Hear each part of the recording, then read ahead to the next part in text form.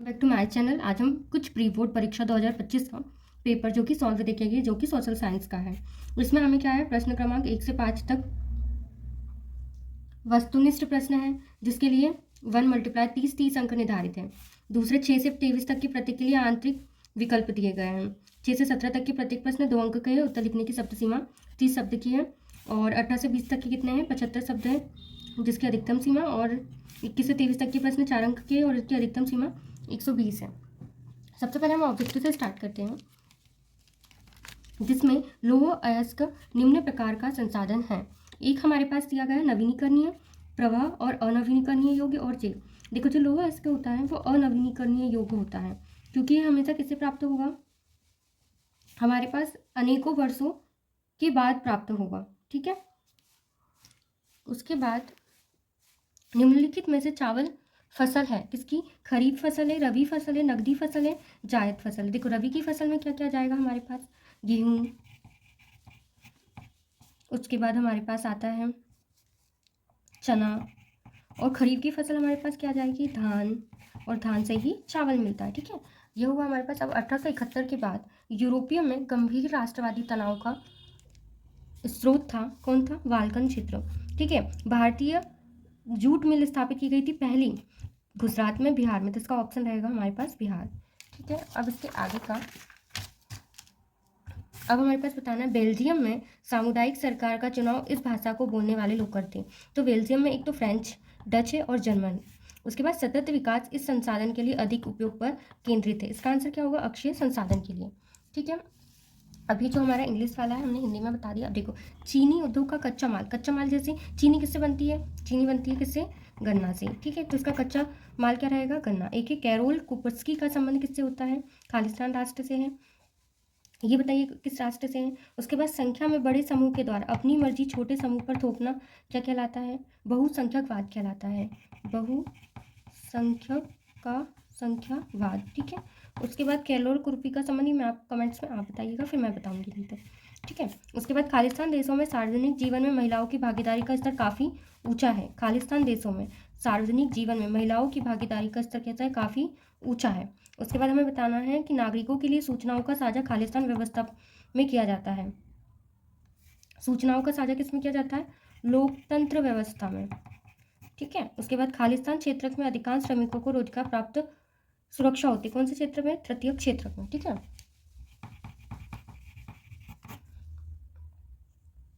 अब हमारे पास आगे की वीडियो में, नेक्स्ट वीडियो में बताऊंगी, जिसमें हमारे पास रहेगी सही जोड़ी, सही एक वाक्य में उत्तर और सत्य असत्य। लाइक शेयर एंड सब्सक्राइब तो हमारे चैनल देखो। इससे पहले मैं आपको ना सामाजिक विज्ञान का जो पेपर था ये वाला, ठीक है, इसमें से मैंने आपको कुछ ऑब्जेक्टिव बता दिए हैं पहले की क्लास में, और इससे पहले ये भी बता दिया है। अब मेरे पास, मैंने आपसे कमेंट्स में कुछ पूछा था कि कैलोल कुपिस्की का संबंध कमेंट्स में बताना, तो ये बता रही हूँ मैं। ये किससे था, पोलैंड राष्ट्र से था। ठीक है, पोलैंड राष्ट्र से था। और ये खालिस्तान देशों में सार्वजनिक जीवन में महिलाओं की भागीदारी का स्तर काफ़ी ऊंचा है, तो इसमें आएगा किसमें, शिक्षा के क्षेत्र में।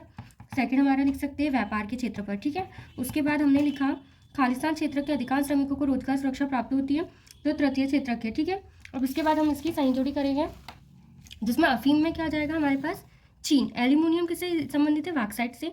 वारडोली सत्याग्रह है दीनदयाल उपाध्याय पत्तन से। ठीक है, उसके बाद हमारे पास रहेगा औसत आय, जो कि एक विश्व बैंक है। 2 स्तरों की सरकार को क्या कहा जाता है, संघवाद कहा जाता है। और कांडला हमारा हो जाएगा गुजरात। ठीक है, उसके बाद रक्षक मेखला क्या होती है ये बताना है, रक्षक मेखला।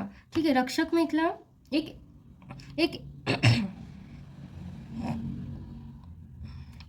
देखो, रक्षक मेखला ये हमारे किससे से, खेती से रिलेटिव है। ये एक ऐसी कृषि तकनीक है जिसमें खेतों के किनारे पेड़ों की कटाई लगाई जाती है। किसके, पेड़ों की कटाई लगाई जाती है।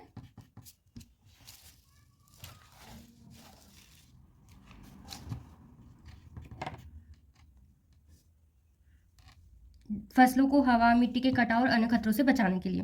2025 तक कितने लोग जल का नितांत कमी झेलेंगे, तो 1.20 अरब लोग। ठीक है, इसके बाद चोरी चोरा कांड किस वर्ष हुआ था, तो हमें याद रखना है 4 फरवरी 1922 को।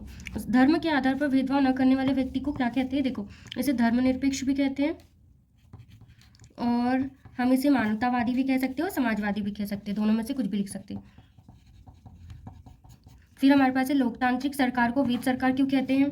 क्योंकि इसमें क्या होता है, जनता के प्रतिनिधि मिलकर देश को का शासन करते हैं और जनता के हितों का सम्मान रखते हैं, ठीक है, सर्वोपरि रखते हैं। जनता का प्रतिनिधि हम यहाँ पे लिख सकते हैं, जनता के हितों को सर्वोपरि रखा जाता है, सर्वोपरि, ठीक है। अब ये जमाकर्ता और कर्जदार के बीच मध्यस्थता की तरह कौन कार्य करता है? तो जमाकर्ता कर्जदार के बीच में या तो बैंक करेगा या वित्तीय संसाधन, वित्तीय संसाधन में कुछ भी आ सकता है, जो वित्तीय से पैसे से लेन देन होता है, वित्तीय संसाधन संस्थान, ठीक है। अब हमें इसमें से कुछ सही जोड़ी बताना है कि झूम खेती से वनों का कोई नुकसान नहीं होता है। झूम खेती से वनों को कोई नुकसान नहीं होता, ये सत्य है। झूम खेती से वनों को किसी भी प्रकार से नुकसान नहीं होता, ये सत्य है। 1932 में पूना समझौता का गांधी जी और लॉर्ड इरविन के बीच हुआ था, ये भी क्या है हमारे पास, सत्य है। फ्रांस की खोज क्रिस्टोफरस कोलंबस ने की थी, ये भी हमारे पास असत्य है, ठीक है, ये नहीं की थी। उसके बाद लोकतांत्रिक व्यवस्था राजनीतिक समानता पर आधारित होती है। लोकतांत्रिक व्यवस्था किस पर, राजनीतिक समानता पर आधारित होती है, ये हमारे पास सत्य है। उसके बाद मध्यवर्ती वस्तु अंतिम वस्तु सेवाओं के निर्माण में इस्तेमाल की जाती है, यह भी सत्य है। और भारत में उदारीकरण 1991 में आरंभ की गई थी, यह भी हमारे पास सत्य रहेगा। अब हमारे पास आगे के कुछ प्रश्न दिए गए हैं जो कि क्या है, 2 नंबर के। ये सतत, एक है हमारे पास सतत पोषणीय विकास का क्या अर्थ है, इसका आंसर मैं बताती हूँ। यह एक ऐसा विकास होता है, यह एक ऐसा विकास है जो आर्थिक वृद्धि, सामाजिक समता और पर्यावरणीय संरक्षण के बीच संतुलन बनाए रखता है।